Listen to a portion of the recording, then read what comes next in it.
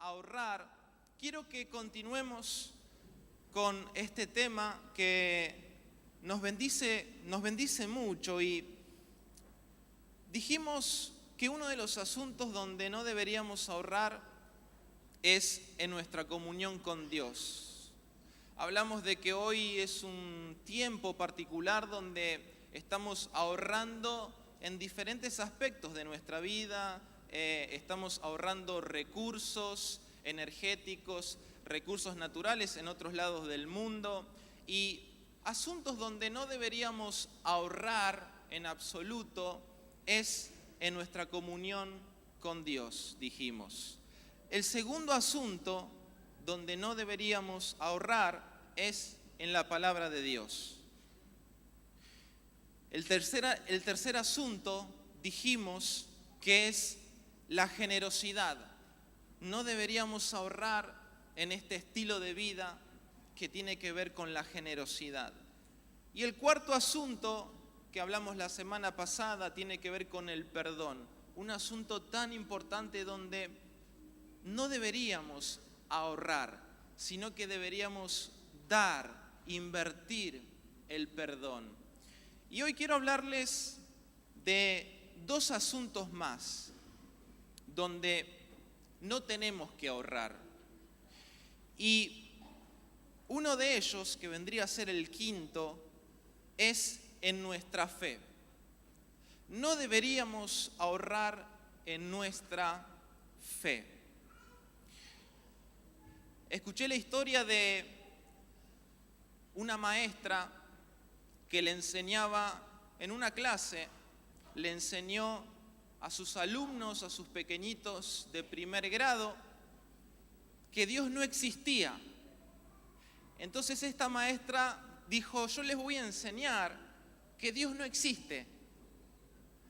Entonces, para dar un ejemplo, llama a uno de los niños de primer grado, lo llama a Tito y lo pone al frente y le dice a Tito: Tito, ¿ves ese árbol?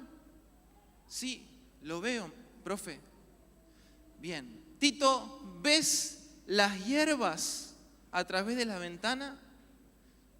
Sí, maestra, lo veo. Bien, Tito, ahora te pido que salgas, vayas al jardín y mires el cielo. Entonces Tito agarró, fue al jardín y se puso a mirar el cielo. Volvió y la maestra le dice: ¿y Tito, viste el cielo? Sí, maestra, lo vi. ¿Viste a Dios, Tito? No, no lo vi. ¿Ven?, dice la maestra. Este es un claro ejemplo de que Dios es un mito. Lo que existe es lo que vemos. Lo que no vemos no existe, dice la maestra. Entonces, Milagros, una compañerita de Tito, se levanta y le dice: maestra, ¿podría hacerle algunas preguntas más a Tito? Y la maestra se sorprendió: ¿con qué va a salir Milagros? Entonces le dice la maestra: bueno, dale, pregúntale. Y le dice: Tito, Milagros, ¿ves ese árbol? Sí, le dice Tito. Tito, ¿ves esas hierbas atrás de la ventana? Sí, la veo. Bien. Tito, ¿vos ves a la maestra? Sí, le dice Tito. Todo lo que existe es lo que se ve. ¿Es verdad, Tito? Sí, nos enseñó la maestra eso. ¿Vos ves el cerebro de la maestra? No. Entonces la maestra no tiene cerebro, le dijo Milagros. Y la maestra se quedó asombrada por la indignación de Milagros. Hebreos capítulo 11, versículo 1, dice, voy a leer la Nueva Traducción Viviente: la fe es la confianza de que en verdad sucederá lo que esperamos. Es lo que nos da la certeza de las cosas que no podemos ver, El versículo 3 dice, por la fe entendemos que todo el universo fue formado por orden de Dios, de modo que lo que ahora vemos no vino de cosas visibles. Y es importante que nosotros podamos entender la realidad con fe. No ahorrar en este asunto, sino entender la realidad con fe. Y la palabra entender quiere decir percibir y tener una idea clara de lo que se dice, se hace o sucede, o descubrir el sentido profundo de algo. Eso es entender, descubrir el sentido profundo de algo. Cuando uno entiende la realidad con fe, va a lo profundo de la cuestión y cree que esa realidad será modificada, será transformada. Percibe, tiene una idea clara, incluso habla de esa manera. Fíjense qué interesante esto. Y Jesús entendía la realidad con fe. Fíjense si no el momento en el que el Señor calma una tormenta feroz, terrible tormenta. Veamos lo que dice Mateo capítulo 8, versículo 23. Yo se los leo. Luego subió a la barca y sus discípulos lo siguieron. De repente se levantó en el lago una tormenta tan fuerte que las olas inundaban la barca. Pero Jesús estaba dormido. Los discípulos fueron a despertarlo. Señor, gritaron, sálvanos que nos vamos a ahogar. Hombres de poca fe, les contestó Jesús, ¿por qué tienen tanto miedo? Entonces se levantó y reprendió a los vientos y a las olas, y todo quedó completamente tranquilo. Interesante cómo Jesús entendía la realidad con fe. Porque Jesús tenía más fe que preocupación. De hecho, Jesús se ocupó, no se preocupó. Y Él actuó creyendo en la autoridad que tenía como hijo de Dios. Por eso Él actuó de esa manera. Por eso Él se ocupó y no se preocupó. No se ahogó en la situación, en la realidad, en el escenario que se le había presentado. Por eso hay una palabra interesante que es preocupación. Porque viene de una palabra anglosajona que significa estrangular o ahogar. ¿Vieron cuando estrangulan a alguien o alguna vez jugaste con tu hijo que te estrangula ahí y te corta el aire? O ahogar cuando alguien, a mí me pasó una vez en un río que casi me ahogo y fue horrible la sensación. Me hundía y no podía salir, encima estaba con mi primo y mi primo estaba en la misma situación y claro, los dos queríamos salir y él me empujaba y me pateaba y yo me hundía y no sé cómo salí de esa realmente, porque Dios tenía un propósito con mi vida, porque fue realmente angustiante, fue realmente muy peligroso.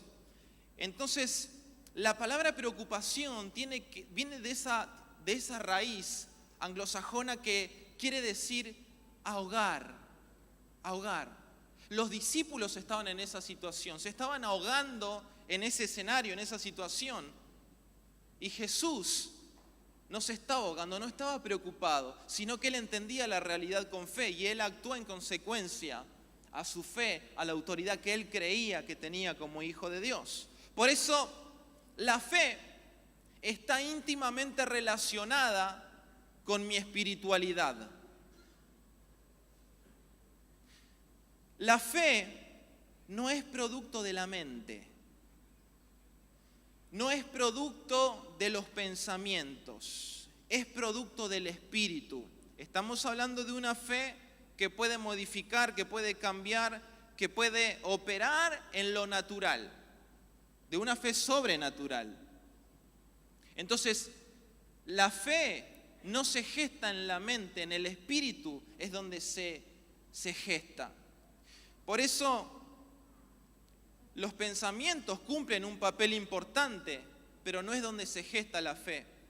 Deben acompañar el poder de la fe. Sí, claro, los pensamientos. Pero la verdadera fe se gesta en el Espíritu. Por eso está íntimamente relacionada con nuestra espiritualidad. Esto es importante tenerlo en cuenta y ver lo que dice Romanos 12:2.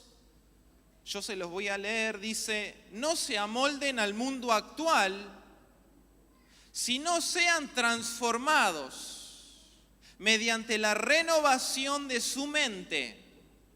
Así podrán comprobar cuál es la voluntad de Dios, buena, agradable y perfecta. Dice: sean transformados. ¿Dónde se gesta esta transformación? Es una transformación que comienza espiritualmente. Por eso, si uno se pone a pensar y dice, ¿dónde se gesta? ¿Dónde se comprueba? ¿Dónde comienza a manifestarse, a mostrarse la voluntad de Dios? Espiritualmente. Si uno no tiene una espiritualidad, difícilmente pueda comprender la voluntad de Dios. Es lo que Romanos 12:2 nos enseña. Por eso, el Espíritu Santo, para poner un ejemplo, es el que influencia nuestros pensamientos. Y nuestro cerebro manda señales a nuestro cuerpo, a nuestros sentidos.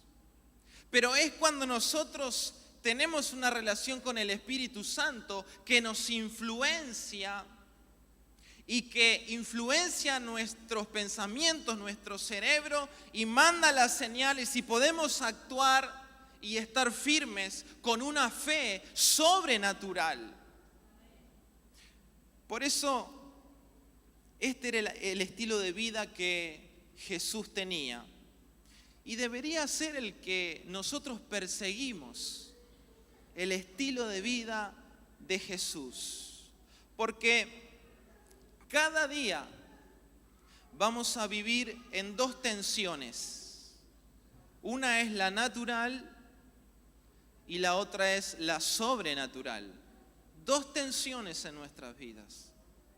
Las olas van a venir fuerte muchas veces, los vientos van a soplar, pero los hijos de Dios, los que tienen esta fe, confían en la palabra, confían, se ocupan, no se preocupan. O sea, hay una preocupación normal, pero la fe supera la preocupación, no nos ahogamos, sino que podemos caminar sobre las aguas como lo hizo Pedro cuando Jesús le dijo, vení, vení. Y Pedro miraba a Jesús y caminó sobre las aguas. Eso fue algo sobrenatural, no es un invento, no es un mito, no es algo que no ocurrió. Por eso, si creemos, nosotros podemos vivir una vida distinta y no deberíamos ahorrar en este aspecto, deberíamos trabajar, deberíamos invertir.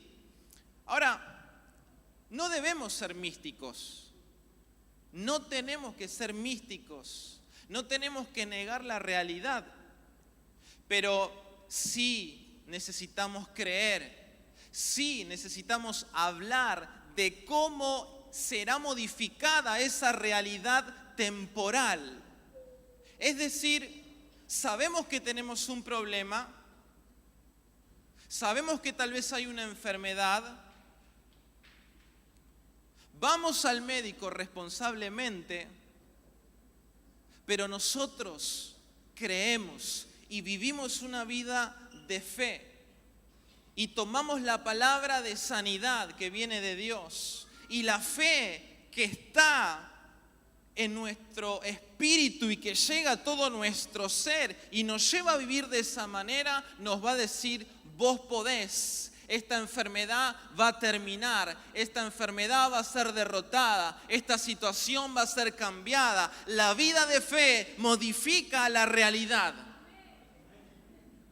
Por eso es importante que nosotros no neguemos la realidad, que nosotros no seamos místicos, que nosotros seamos personas de fe, que nosotros no ahorremos en este asunto tan importante que fue el estilo de vida que Jesús nos enseñó. ¿Soy una persona que practica la fe a diario? ¿Cómo actúo frente a las dificultades que se me presentan? ¿Cómo es mi vida diaria, cotidiana, en este aspecto? No deberíamos ahorrar en nuestra fe. Y el otro asunto en el que no deberíamos ahorrar, que vendría a ser el sexto, es en nuestra santidad. Cuando hablamos de santidad, no nos referimos a legalismos, a imposiciones del hombre, sino a vivir de acuerdo al diseño original de Dios, que Él estableció para el hombre y la mujer. Hablamos de eso, no hablamos de ninguna otra cuestión. Y esto hay que tenerlo bien en claro, porque es ese diseño de Dios donde nosotros y donde el ser humano encuentra la verdadera plenitud y la mayor expresión de libertad. Eso es la santidad. Hoy muchos piensan que es al revés. ¿Es así o no? Hoy muchos dicen que la religión, que la iglesia te priva de disfrutar la vida. No sé si alguno escuchó, si alguno habló. A mí me lo han dicho muchas veces. No, en tu iglesia, en la religión, te privan de disfrutar la vida, de pasarla bien. Ahora, este es el paradigma establecido. Y es una falacia esto. Es una mentira. Es un engaño que muchos hemos creído. Yo lo he creído antes de tener un encuentro con Dios. Pero es interesante porque la santidad es una vida verdaderamente libre y es una vida diferente a la que se ha construido a lo largo de la historia por el pecado que entró a través de Adán y Eva. La santidad es una vida diferente, una vida libre en todos sus sentidos, distinta a la que comenzó a construirse, como les dije recién, con Adán y Eva, luego del pecado. Una vida que está alineada con el diseño original de Dios, donde está la verdadera plenitud, la mayor expresión de libertad que el ser humano puede experimentar. Esto es maravilloso. Por eso Jesús nos está llamando a vivir verdaderamente libres.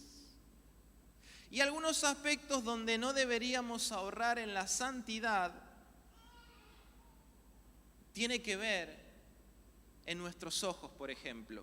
Les voy a compartir solamente 2 aspectos de la santidad donde tenemos que prestar atención y donde tenemos que trabajar y donde tenemos que invertir y no ahorrar. Uno de ellos es la pureza en los ojos. Quiero que leamos un pasaje súper interesante. Si lo quieren buscar, yo se los leo. Si no, Segunda de Samuel capítulo 11, versículo 1. Si no lo leen ahora, anótenlo porque es tremendo. Tiene una enseñanza maravillosa.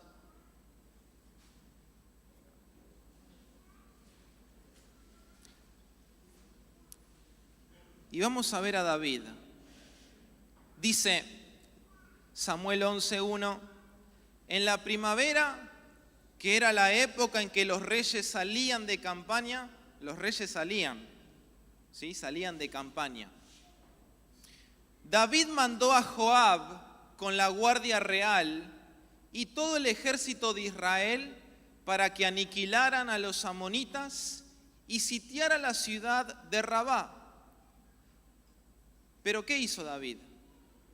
David se quedó en Jerusalén.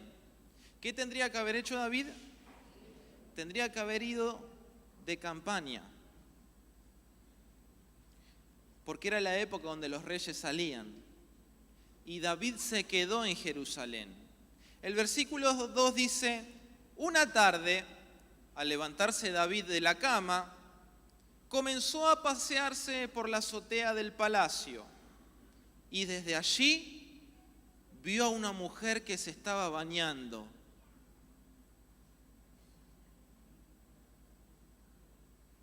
La mujer era sumamente hermosa, pero por lo que David mandó que averiguaran quién era. Y le informaron, se trata de Betsabé, que es hija de Elián y esposa de Urías, elitita. Entonces David ordenó que la llevaran a su presencia. Y cuando Betsabé llegó, él se acostó con ella. Estos pasajes tienen muchas enseñanzas, pero el desastre que se produjo en la vida de David, en su familia, muchos sabemos de la crisis que David atravesó luego de esto. Su familia fue destruida prácticamente. Todo este desastre que luego continúa tuvo su entrada en los ojos. Digan conmigo los ojos. Ahí tuvo la entrada el desastre. David vio. No solamente vio, sino que puso su atención. Puso atención. David contempló. Ya iba más profunda la cuestión. Miró, puso la atención, contempló. Recibió estímulos fisiológicos a causa de lo que él vio, de la atención que estaba prestando a Betsabé, de la contemplación. Los estímulos fisiológicos de David florecieron y actuó en consecuencia. Entonces, el lugar donde nosotros ponemos nuestros ojos son una puerta para cuidar la pureza o la entrada para que el pecado entre y se aloje. En una oportunidad yo les comenté que el pecado nos lleva a la ruina.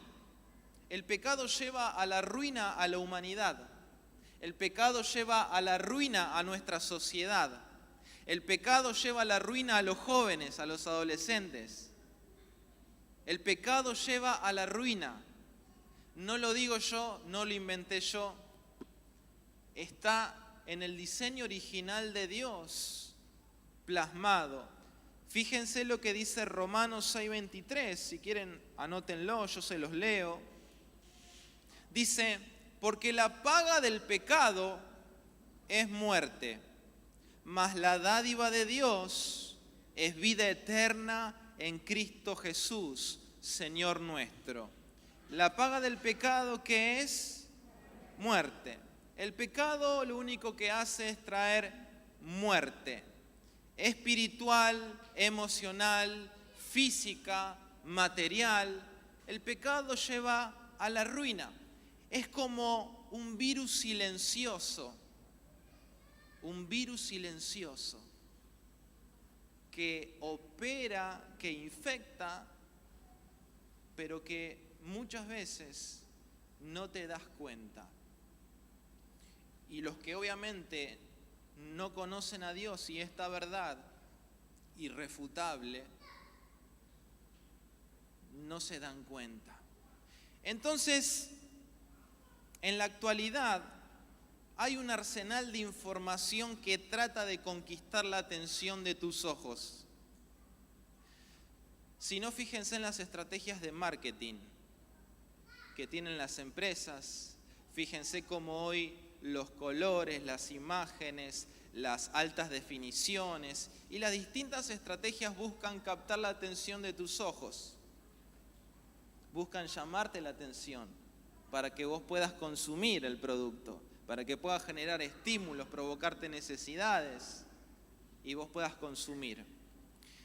Fíjense cómo los smartphones, los celulares, la tele, los medios de comunicación buscan atrapar nuestra atención. Y Internet hoy es un arma poderosísima, muy poderosa, que puede contribuir a un bienestar, ayudar, ser una herramienta o puede ser un arma de destrucción. Por eso Jesús dijo algo muy profundo, pero muy profundo, en Mateo 5:28.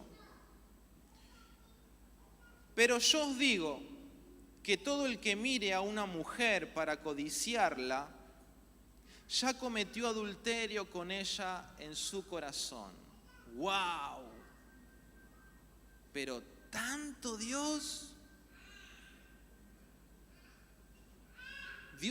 Jesús estaba enseñando sobre el poder que le damos a las cosas que entran por nuestros ojos, lo que provoca, lo que nos impulsa a hacer. Por eso cuando nosotros ponemos nuestros ojos, podemos estar abriendo la puerta a algo destructivo. Y esto es interesante, por eso Jesús lo dijo de manera tan clara. O sea, no hace falta hacer algo físicamente, sino que con los ojos que entra y en nuestro corazón se genera la aceptación, ahí ya se puede comenzar a gestar algo destructivo para nuestra vida. Nuestros ojos tienen que ser la fortaleza que permiten la entrada de las cosas que me enriquecen y la que cierra la puerta. Los ojos tienen que ser esa fortaleza que cierra la puerta a los bombardeos que intentan destruirme, engañarme, desenfocarme y hundirme. Nuestros ojos tienen que ser una fortaleza para la entrada y para cerrar las puertas. Por eso el autor de la carta a los Hebreos dijo: puestos los ojos en Jesús, el autor y consumador de la fe. Puestos los ojos en Él pongan sus ojos. No significa que uno tiene que andar con una venda o andar perseguido, no. Uno tiene que saber dónde pone sus ojos, su atención y qué deja entrar y qué impide que entre. Por eso, si queremos conocer a Dios y conocer sus caminos, para nosotros tenemos que buscar la santidad, esta vida diferente a lo que el mundo ha construido históricamente. Y Hebreos 12:14 dice algo concreto: busquen la paz con todos y la santidad sin la cual nadie verá al Señor. Busquen la santidad. Y es el Espíritu Santo quien nos da la capacidad para vivir y para cuidar la pureza. Es el Espíritu Santo el que nos da esta capacidad.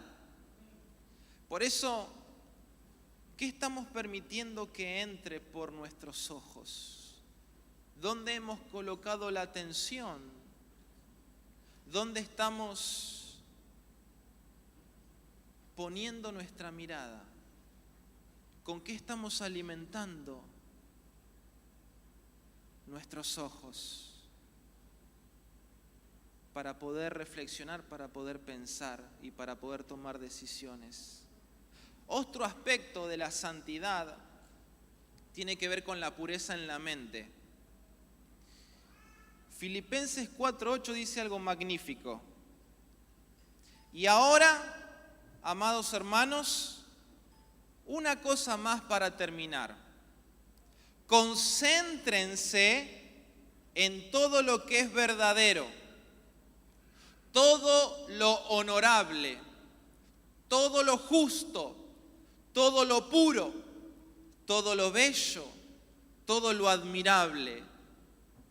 Piensen en cosas excelentes y dignas de alabanza.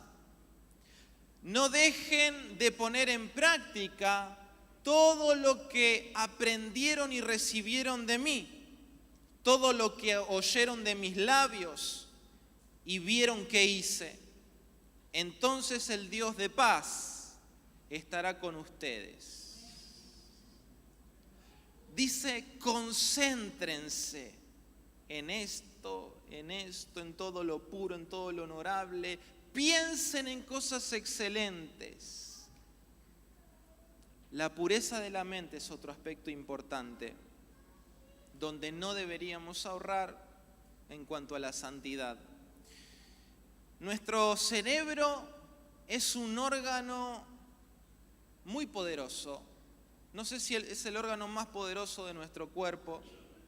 Controla todas las funciones del cuerpo, dirige todas nuestras actividades diarias. Y por esta razón tenemos que estar atentos a los pensamientos que vienen a querer instalarse en nuestra cabeza.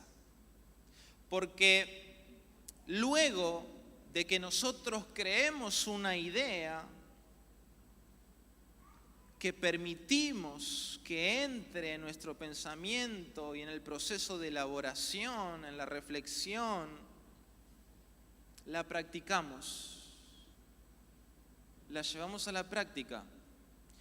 Por eso tenemos que estar atentos. La mente es un campo de batalla.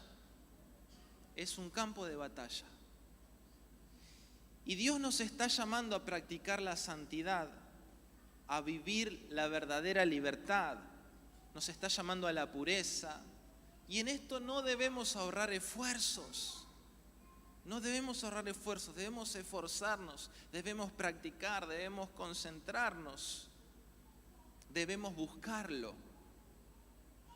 Por eso es tan importante que nosotros cuidemos nuestros pensamientos y podamos entender que la santidad tiene que ver con vivir la verdadera libertad, con vivir una vida acorde al diseño original de Dios. O sea, rompamos el paradigma, rompamos el pensamiento establecido, que la santidad es lo que te priva de la buena vida. No, Lo que te priva de la buena vida es el pecado. La santidad te lleva a la mayor expresión de libertad. Esto es maravilloso. Por eso, Efesios 4, versículo 22 dice: desháganse de su vieja naturaleza pecaminosa y de su antigua manera de vivir, que está corrompida por la sensualidad y el engaño. En cambio, dejen que el Espíritu les renueve los pensamientos y las actitudes.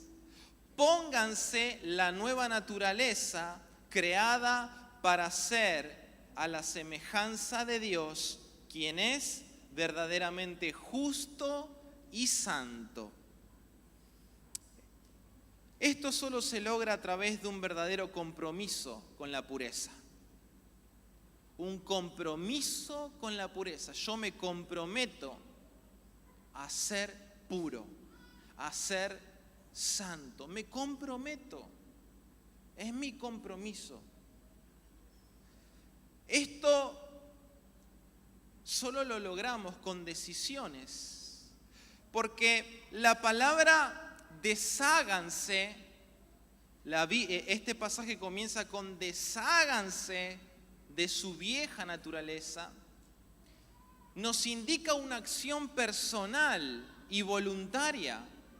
Nadie te puede imponer, nadie te puede obligar, es una decisión voluntaria, personal, de comprometernos con la pureza, con la santidad, con todo lo que la Biblia nos enseña, en lo que debemos pensar, en donde tenemos que poner nuestros ojos, en el estilo de vida que Dios nos propone. Por eso se logra a través de una renovación diaria. El deshacernos, acción personal y voluntaria, de quitarnos algo para ponernos otra cosa, se logra diariamente. Diariamente yo lo hago, diariamente se practica, no hay otra forma. Porque la palabra renovar significa volver a hacer de nuevo a algo o a alguien. Entonces es interesante que cuando este pasaje nos habla de renovar los pensamientos, o hacer algo nuevo, habla directamente de nuestra mente. Dice, renueven los pensamientos. Directamente de nuestra mente habla. Dios nos propone esta renovación para que podamos comprender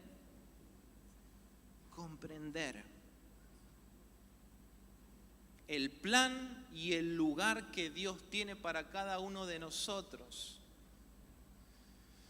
Dios nos está proponiendo esto. ¿Cuáles son los pensamientos que están predominando en mi cabeza? ¿Estoy permitiendo que el Espíritu Santo sea la mayor influencia en mi mente? ¿Qué permití entrar? ¿Dónde está colocada mi mente? Hay muchos aspectos en la vida en los que es necesario el ahorro, súper necesario, muy importante ahorrar. Hay recursos que se agotan, que son necesarios cuidarlos. El otro día me estaba cepillando los dientes y por esas casualidades se me da por mirar la pasta dental y había un logo que tenía un cepillo y decía: mientras se cepilla los dientes, cierre el grifo y no desperdicie agua. Yo dije, wow, nunca lo había visto, jamás. Hay recursos que necesitan ser cuidados, pero hay aspectos en los que no debemos ahorrar, en absoluto, en absoluto. Dos de ellos son nuestra fe y la santidad. Pensalo. Pensá todos los aspectos de los que venimos hablando, en los que no debemos ahorrar absolutamente nada para que podamos experimentar el diseño original de Dios y el lugar que Él tiene para vos. Quiero pedirles que se pongan de pie, por favor.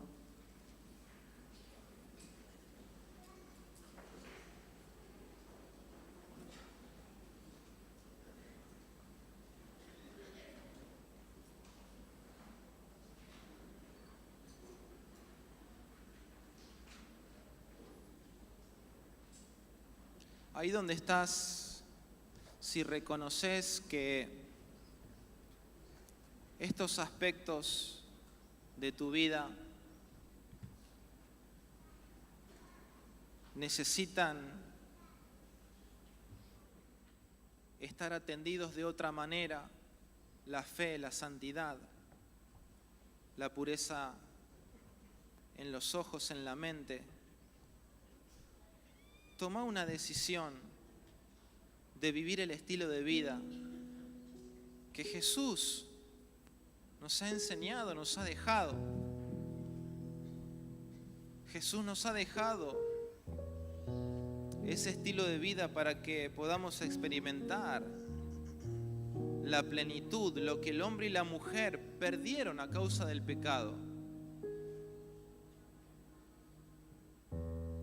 Hoy está instalada esta gran mentira de que la pureza y la santidad te privan de disfrutar la vida. Es una mentira.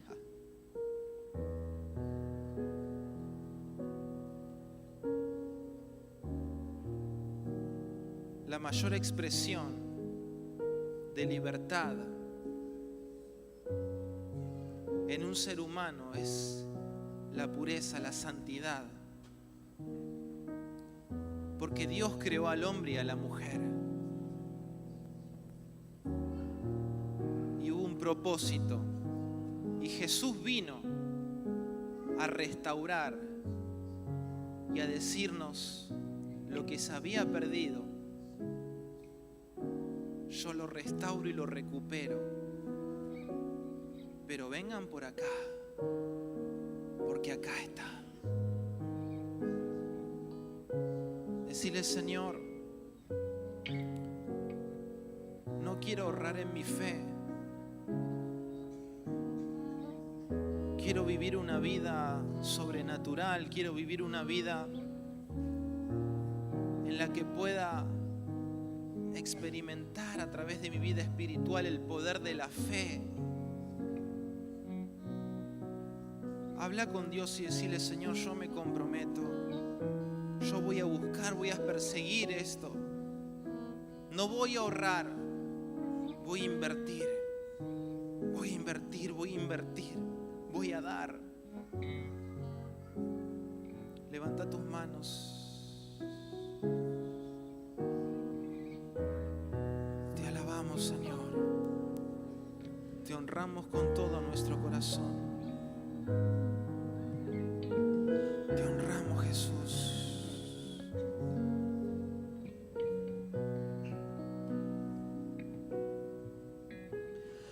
Yo quiero más de ti.